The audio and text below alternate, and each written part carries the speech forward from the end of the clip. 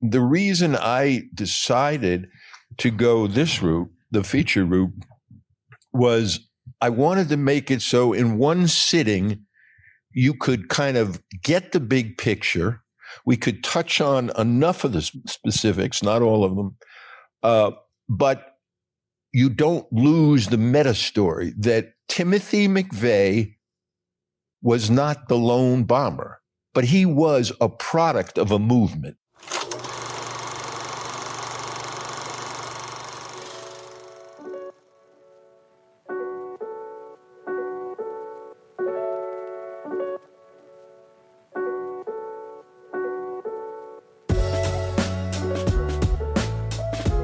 Hello, and welcome back to The Director's Cut, brought to you by the Directors Guild of America.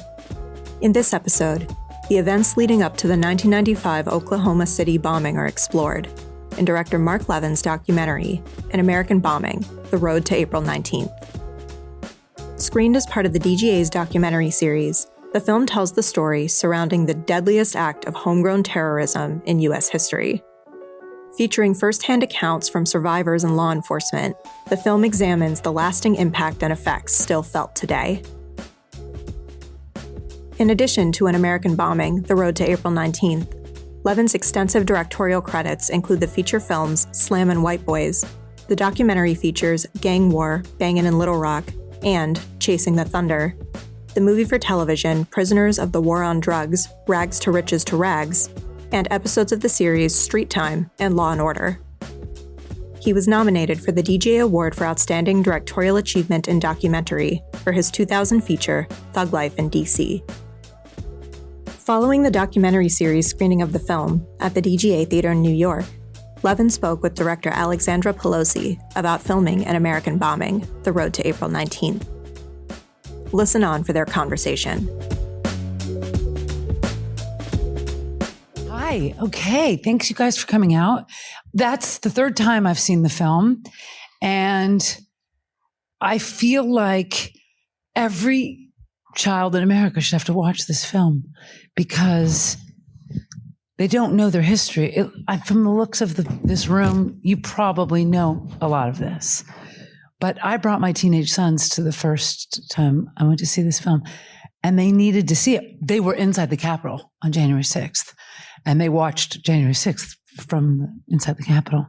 And now that I watch this, it's such a great distillation of the history of how we ended up here. And to watch it a week before the election is just... So, thank you for making this film. Well, first of all, thank all of you for coming out. I know there's a lot going on. Thank you, Alex, for coming out tonight. It's interesting what you just said about your own son, because the genesis of this film was a discussion with HBO about a younger generation. We were talking about projects, and Nancy, and it came up. She said, didn't you do a film back in the 90s on the Oklahoma City bombing? I said, yes. And she goes, today's generation doesn't even know what that is. And I was like, what? She goes, yeah, I was having dinner with my two children who go to like Ivy League, very elite schools. And somehow it came up and they said, what's that? And I said, I can't believe that. I need to go back to my studio. I did, and asked some of the younger colleagues, what do you know about the Oklahoma City bombing? Oh, is that the one where the guy sent a letter to everybody? It's the Unabomber story. No. So you're right that this is not taught in any state in the country in high school except Oklahoma. And just in terms of our popular culture, obviously 9/11 and the horrors that happened then overwhelmed everything. But the significance of what was really going on back then and how the reverberations we are so still in the midst of has been missed. So that's kind of why we made the movie. Okay, origin stories. Go back further. Explain where were you? I was actually, it's interesting. I was at Discovery headquarters in Maryland just starting a project which ended up being called CIA America's Secret Warrior, a series I did for Discovery on the history of the CIA. And when it happened, I, like many others, like in the film, I immediately thought Islamic terrorism. The first World Trade Center bombing had happened in 93, which I remembered well because my kids were in a school downtown. So when that happened, I was very aware of that. And when they started saying truck bomb, I thought immediately of Ramzi Youssef and what happened here. So like some of the characters in the film, when Timothy McVeigh first appeared, and that scene in this film is obviously a somewhat stylized moment of people's reflections, their shock. I was one of those people who was shocked that this was like an all-American looking kid and a veteran of the Gulf War. I was stunned. And like many, I was fascinated. I had done films about some of the extremists, but I was not fully aware of the roots, and I didn't really know about the 83 plot. We made a film. It was called Oklahoma City 1 Year Later for NBC, Daphne Pinkerson and myself with Bill Moyers. And the focus of that film was much more on the survivors and the families of victims and their pain and their attempt to recover. Of course, I heard theories being spun around back then, being in Oklahoma City only months after this tragedy happened. But I never heard about the original 83 plot. So that was another stunner. And it kind of goes on from there.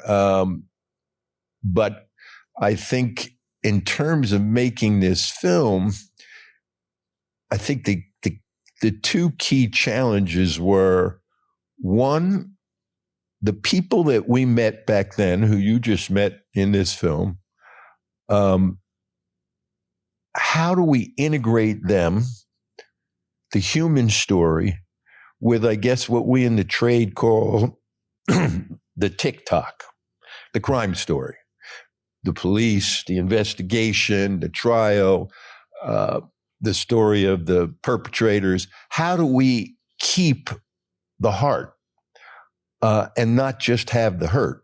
And the TikTok crime story, that was a challenge. That was number one. Number two, I would say, is there are still many unanswered questions. We raise a number of them in this film. And I'm sure, given your work, your body of work, you know how easy it is to fall into the conspiracy black hole and get lost there. And anybody who Google's Oklahoma City bombing conspiracies, you're going to see there's a lot of them out there. And there are reasons, because there are certain unanswered questions. So how do we deal with that without being labeled a conspiracy film, getting lost? Because, and the final thing was, do we do it as a feature or do we do it as a series? We had enough material in the first assembly, over 4 hours, that we could have done a 2 or 3 part series. And the reason I decided to go this route, the feature route, was I wanted to make it so in one sitting you could kind of get the big picture. We could touch on enough of the specifics, not all of them, but you don't lose the meta story that Timothy McVeigh was not the lone bomber. He may have been criminally part of a small conspiracy with Terry Nichols and Michael and Lori Fortier, but he was a product of a movement. I didn't understand that back then. That is part of what this film is. And the second part is what Bill Clinton said, and I was stunned when he said it, and we were sitting like this, and he said, it's the mainstream today. that what was considered so extreme and so out of bounds, and the language and the kind of hate and the kind of conspiracy theories and the whole world of the Turner Diaries, the film you did, the Turner Diaries were there on January 6th. There were people with the Turner Diaries on January 6th.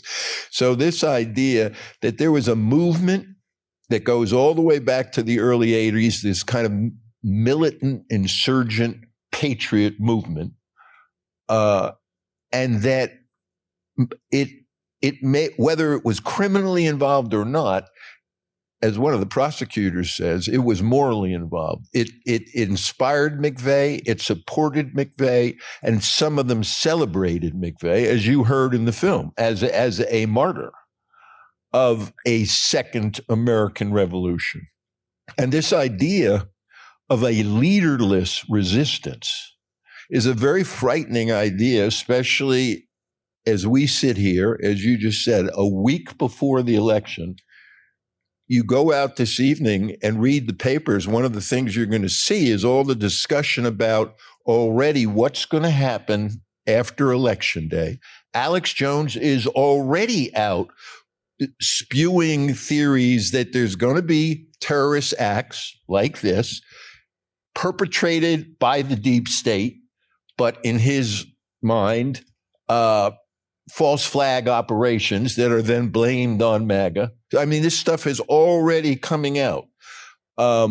So the leaderless resistance concept, that there can be lone wolves, there can be incoherent acts of nihilism, violence, assassination attempts, but they're all part of this larger concept of destroying the system,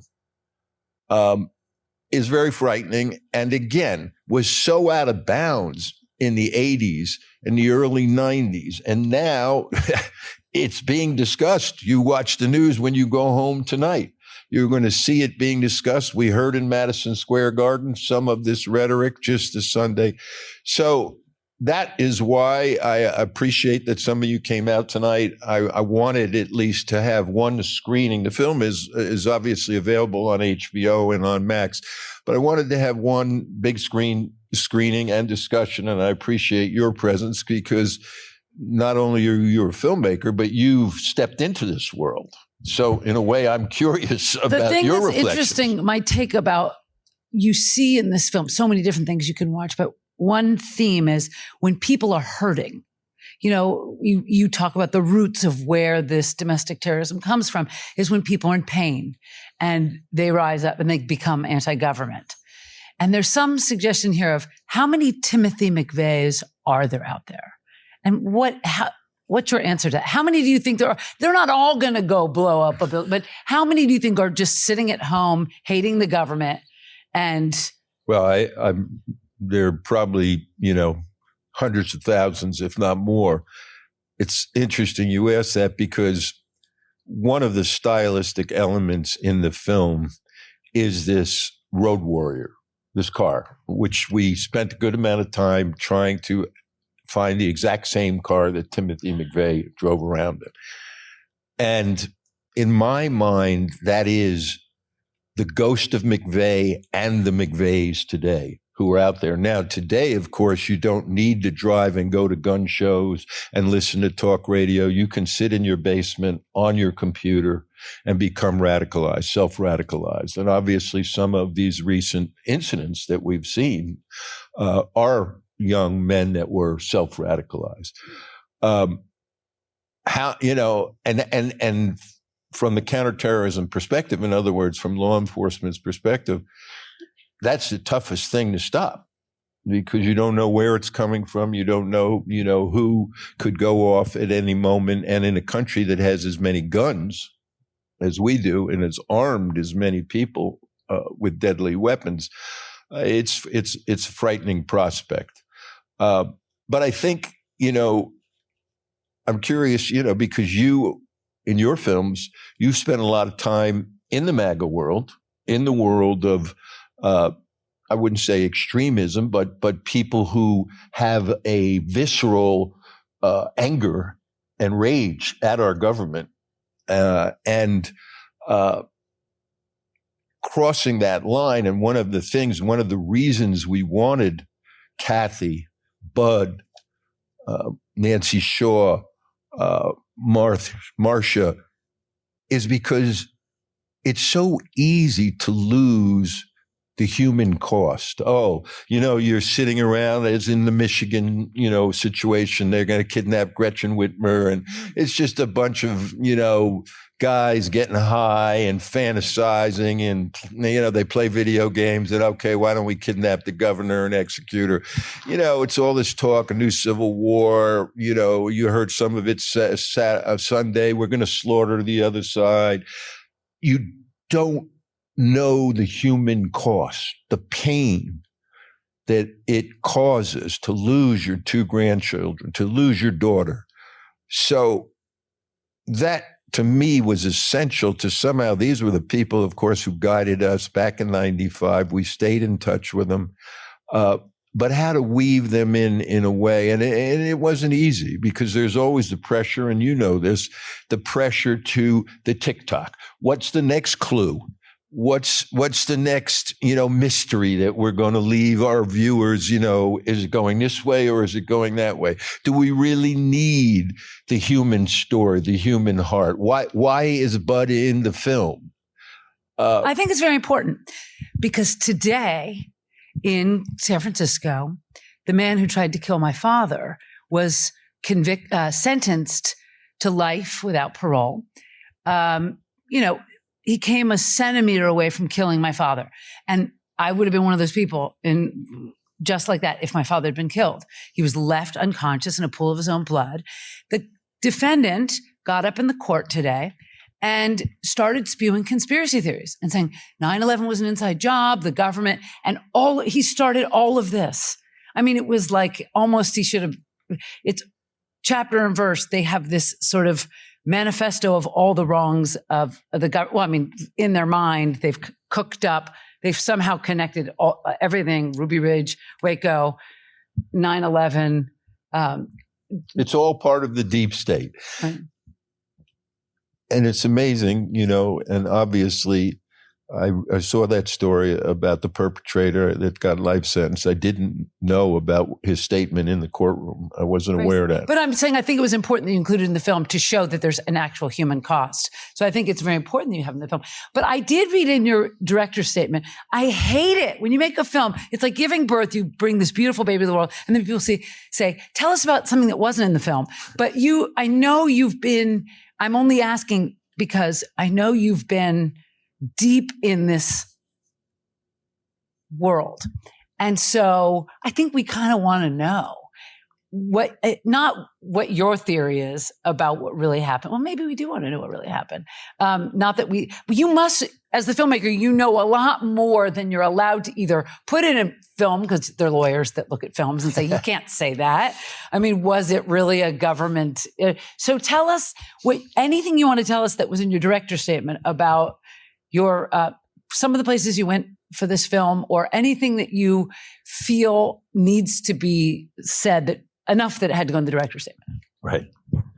Well, let me start with one of the places that we did go that back in 1995, Daphne and I went to Elohim City, which you see in the film. That was not in the NBC piece that we did with Bill Moyers, but I did meet with Reverend Millar, who was in charge of Elohim City, which many of these theories about what might have happened behind the Oklahoma City bombing revolve around Elohim City as a retreat, as a getaway. McVeigh called there, as you heard the prosecutor herself concede, although she kind of dismissed it. She said, he called 2 weeks before, so lots of people call 2 weeks before, but not lots of people that blow up a building.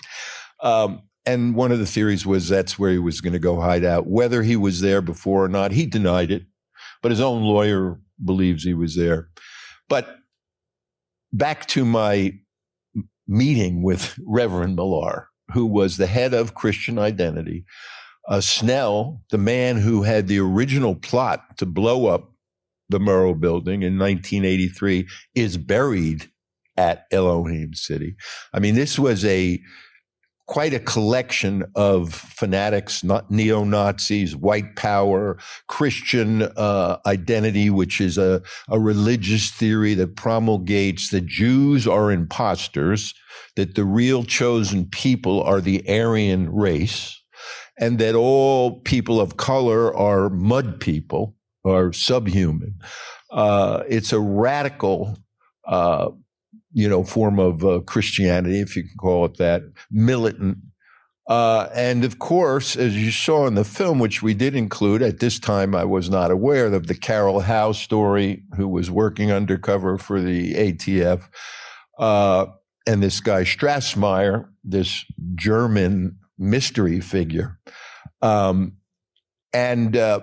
But my encounter there, which was somewhat revelatory, was I went in there, and I don't even know how we ever found it because, it's not on a map or anything.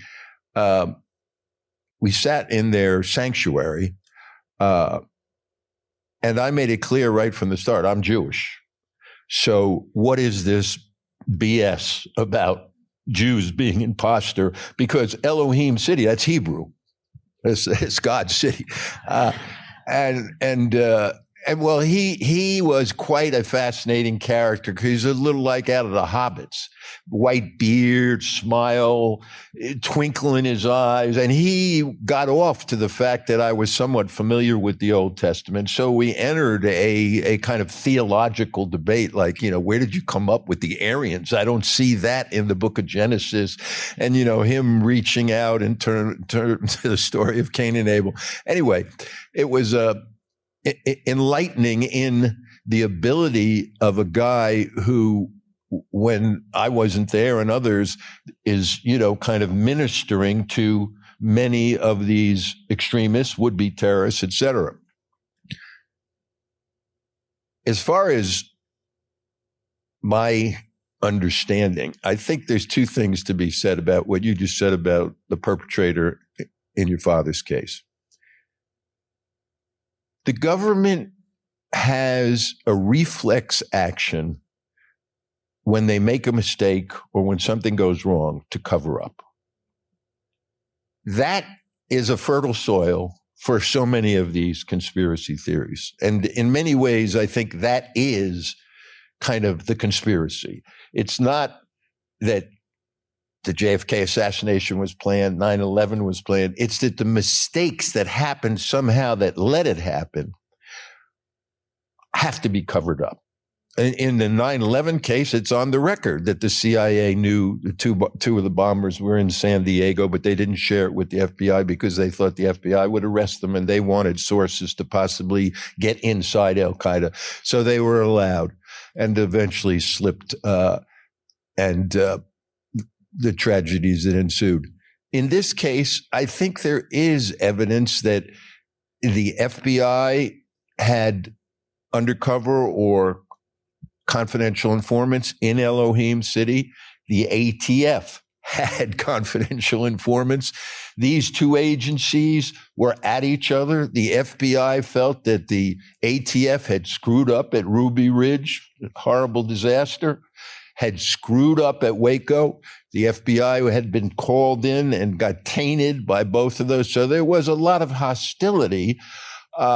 And what they knew and what they refused to share with each other in that gap, I don't know exactly, but you've got to cover that up. And so then some of the fertile soil is laid for why isn't this question answered? Oh, that's an obvious lie.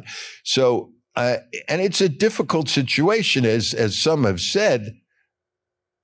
If you ever found out that there was some kind of prior knowledge that was down there in Elohim City amongst all these characters, and the families of the victims found out about it, there'd be civil suits for the next 50 years in terms of the government's responsibility, et cetera.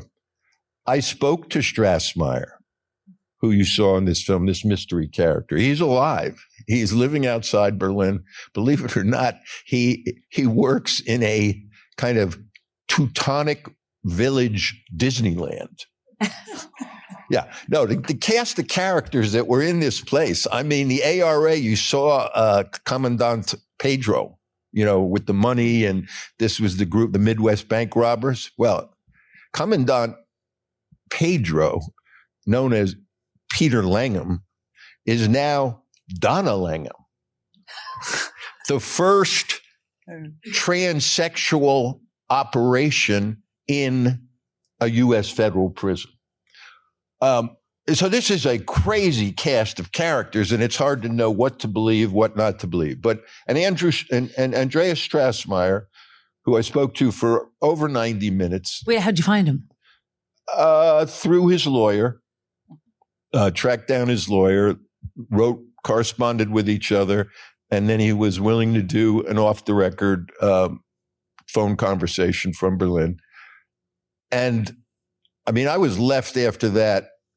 He denied, obviously, any involvement.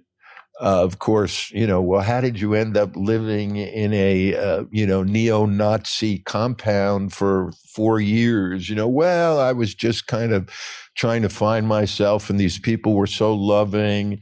And I said, but what about their whole theology, that the Aryan race? He laughed. He goes, oh, that's ridiculous. I said, did you ever tell that to Millar? No, I didn't want to start any trouble. Well, his father was a top aide to the Chancellor of Germany. He was in military intelligence in Germany. He tells me he's actually a socialist Zionist. One of his closest friends is a former Black Panther. So you don't know what to believe. Once, as I said, you drop into this world. But what I was left with is, one, he's very intelligent. And two, he must have, and it could be what they call off the books, meaning not hired by or on anyone's formal payroll, but as a source of intelligence, because, as one of the FBI agents in the film says, Danny Coulson, German intelligence, Israeli intelligence did not trust the FBI. The FBI had a history of being very sympathetic to the Ku Klux Klan, to neo-Nazis under J. Edgar Hoover. They were looking for communists, not Nazis. So German intelligence, Israeli intelligence had every motive to want to have people here that could tell them, in this world, which you've set foot in somewhat, and I have over the years, what's really going on. We don't trust the FBI. The CIA is not allowed by statute to spy on Americans. So there is legitimate reason to think that this guy Strassmeyer had some kind of connection, and in my mind, the idea that he was not questioned for a year after the bombing, and that when he was questioned, it was by phone, like I was talking to him. To me, it says, okay, right there, something's wrong here. Now, again, it might be his family connections, his military intelligence connections, who he was actually reporting to. He might not have been the provocateur or the one who was pushing the ideas, but you want to cover up any footprint, any fingerprint that in any way U.S. intelligence, FBI, ATF, CIA, NSA might have known things and might have known him. So, I mean, it's an endless discussion there. The guy Roger Moore at the end is another character with a lot of intelligence connections, especially out from Vietnam all the way to Central America and the wars and our involvement in the civil wars in Central America.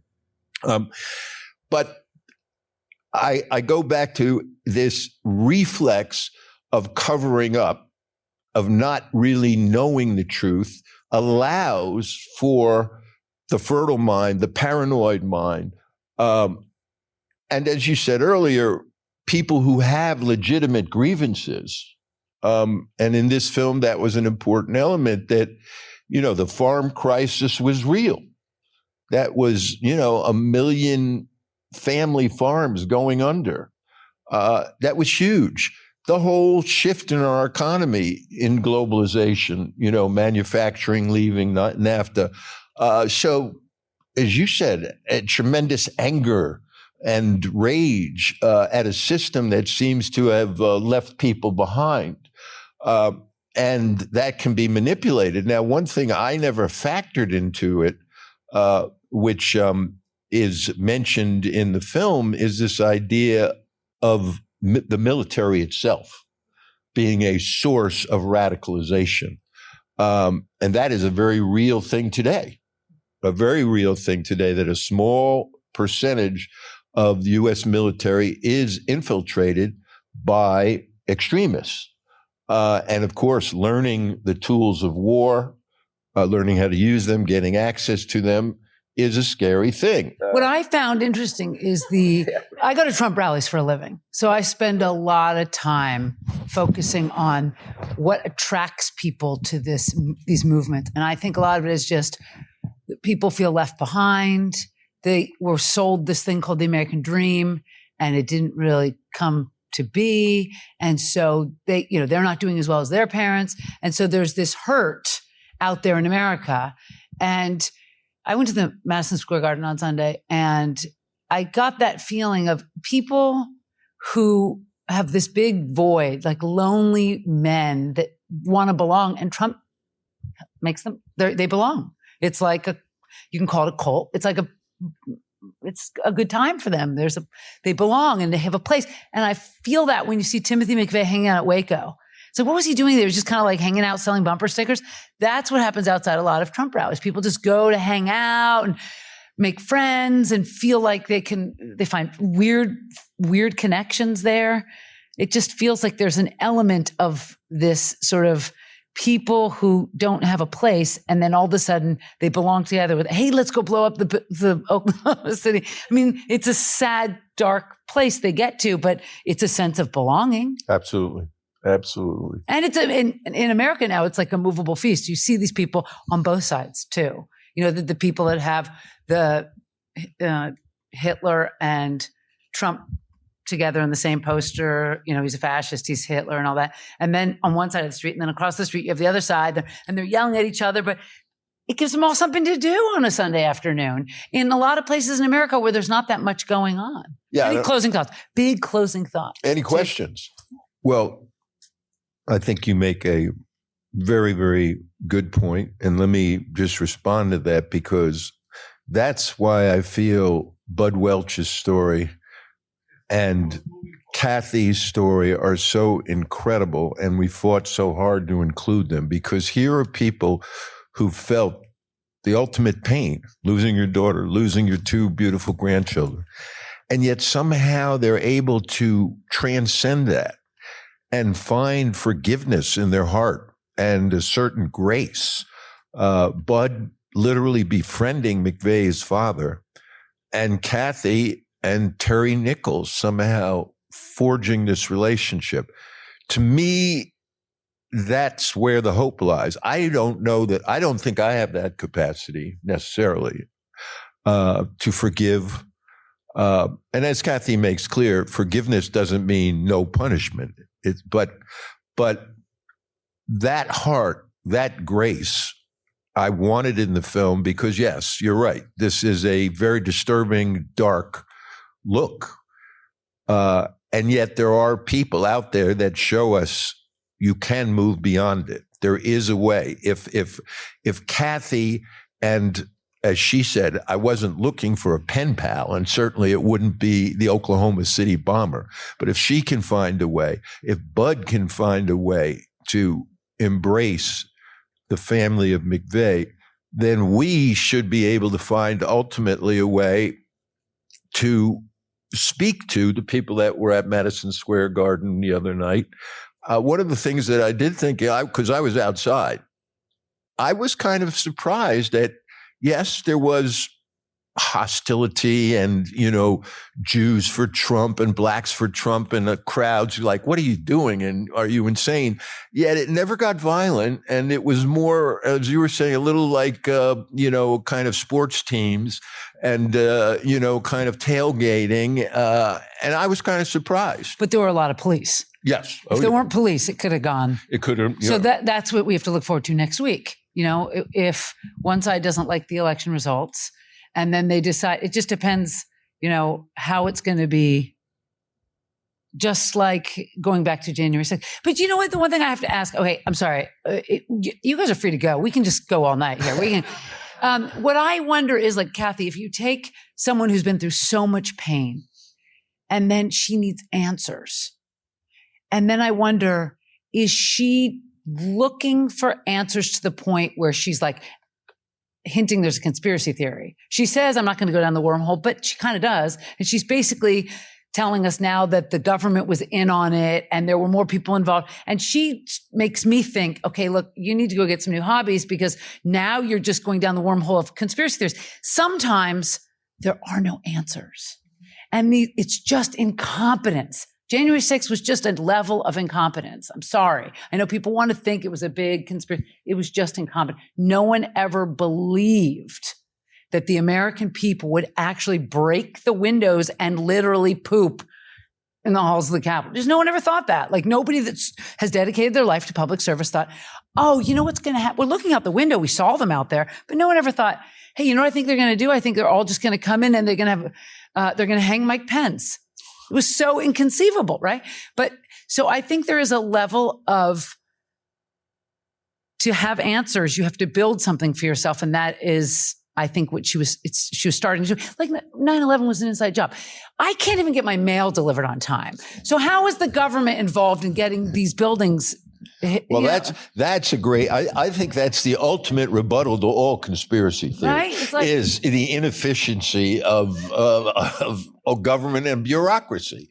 And if you go inside the mind of conspiracy theorists, they give a supernatural power to the powers that be, the deep state, whatever the hell you want to call it. So I think that is the ultimate kind of, and I had mentioned that I was working on when the first World Trade Center bombing happened, a three-part series on the history of the CIA. And in that, I got to speak to, I was the last person to interview Colby before he mysteriously died in a canoe accident.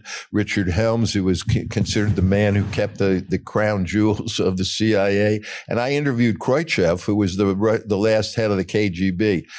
After all of those, I remember sitting in a bar thinking,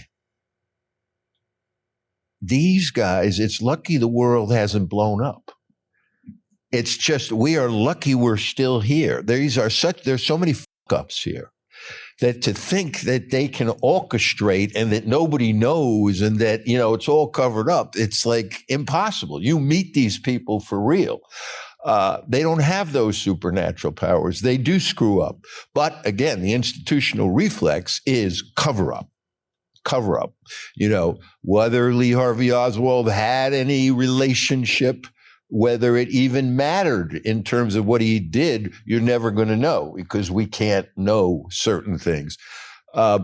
So I think, again, going back, why a feature? Because the bigger story is it is easy to get lost in the conspiracy world, and Kathy certainly has got to navigate that. But you can't lose sight of this bigger picture of these movements, of legitimate grievances that are real, and how they can be exploited and capitalized, and demagogues can take advantage of them. That's the bigger picture, the meta picture that we're wrestling with right now.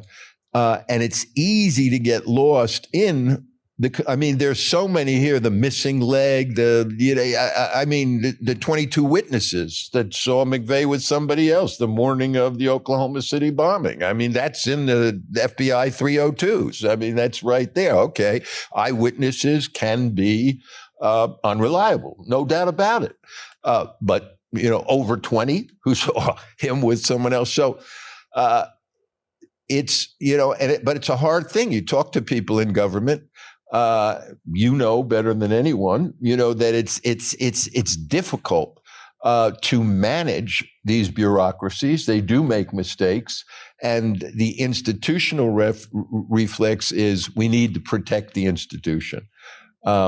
Our job, you do it very well, is to dig deeper, but not get so lost in the conspiratorial or expose mode that you lose both the human story and the historic kind of context that we're operating in here, the forces that are really moving people. And I, again, going back to the military, I had never heard what Kathleen says, the academic, the author, Kathleen Belew. I had never heard this, that after war, that is the peak period of extremist recruiting. And it's actually the peak of violence in a society, the reverberations of war. Now, we're just coming out of a 20-year war in Afghanistan. So that was a factor I had, kind of, again, one of these large forces never heard of.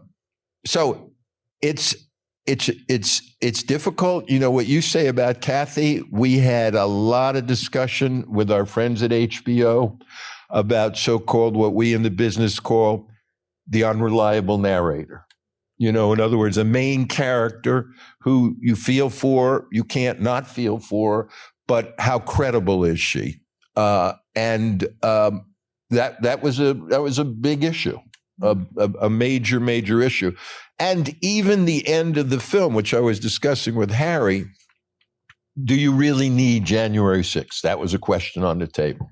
Okay, then wait. So if Timothy McVeigh were alive today, would he have been at January 6th? I think so, definitely. Like you said, Waco, in other words, he would have been part of that group. Now, whether, he would have been in the Oath Keepers or would he have been a Proud Boy? That I don't know, because he did have somewhat of a loner mentality, even amongst his little small crew. So I'm not sure, but he would have been in that world, like you're saying, selling the Turner Diaries, pitching, kind of his vision. But there was a discussion. Okay, do we really need to go to January 6th? Isn't it understood? You've seen the film up to kind of the end before that. And my answer was just Kathy's son. You can't make this up. I know. I was like, Danny Kotz was there. He found the two little boys in the Oklahoma City bombing, and he was a policeman on Capitol Hill for 18 hours. I mean, how can you leave that out? It's crazy.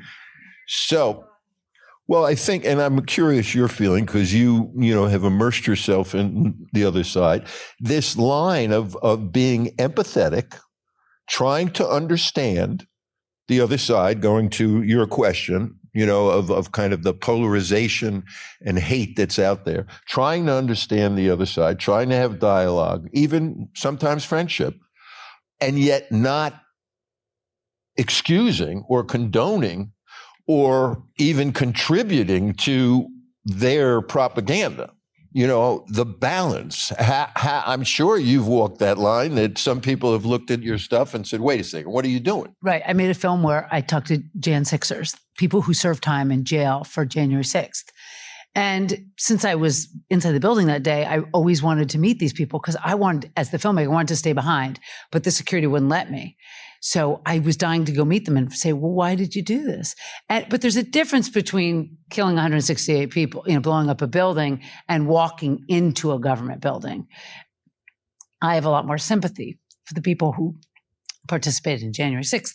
If they didn't, beat up a cop or whatever, the violent ones that are in jail, that are really in jail, you can't even get to. Right. So the government won't even let you get near them. So mine were more just sort of like the people that served 6 months, 8 months, that kind of thing. But it's an interesting question about what connects all of these people. And that's what we're talking about, is what do they all have in common? And I think it has something to do with this mosaic of broken America. It's these broken men. All the people I talked to for my Jan 6 film were all these sort of men who had failed. Their lives didn't work. And then someone came along, not naming any names, and gave them a purpose. And he said, this election was stolen, let's go. And then in the end, he's never paid a price for that. And they had to all go to jail. So that was interesting, but that's a different dynamic. So anyway, that's one. So, okay. So to close all of this up, take us to next week. Take us to what it looks like to you, okay, we have an election, and then just because you have this sort of decades of domestic terrorist experience, how do you see it all playing out if he doesn't win? I think if he wins or doesn't win, there is a good chance of some kind of domestic terrorist activity. I mean, come on, we've already lived through 2 assassination attempts, and one has to just hope. And I did a whole series inside the FBI. I can't imagine the counterterrorism here in New York City, the JTTF, that's the Joint Terrorism Task Force. I can't imagine the overtime and how they're trying to track and stay on top of what the threats could be. And that's without the international level, given the Mideast war, given the Ukraine war. So we're living in crazy times, but I don't want to end on a bummer. I want to say that what do? I go watch the ball game. I get lost in great movies, great music. We got to keep going on, but we got to be aware of the realness of the threats that are out there. And I really thank you all for coming out. And I thank you especially thank you. And thank you for making this film. Thanks for listening to another DGA Q&A. The Director's Cut is available wherever you listen to podcasts. And please share, subscribe, rate, and review. We'd love to hear your feedback, and you can help fellow film buffs find the show. Thanks again for listening, and we'll see you next time. This podcast is produced by the Directors Guild of America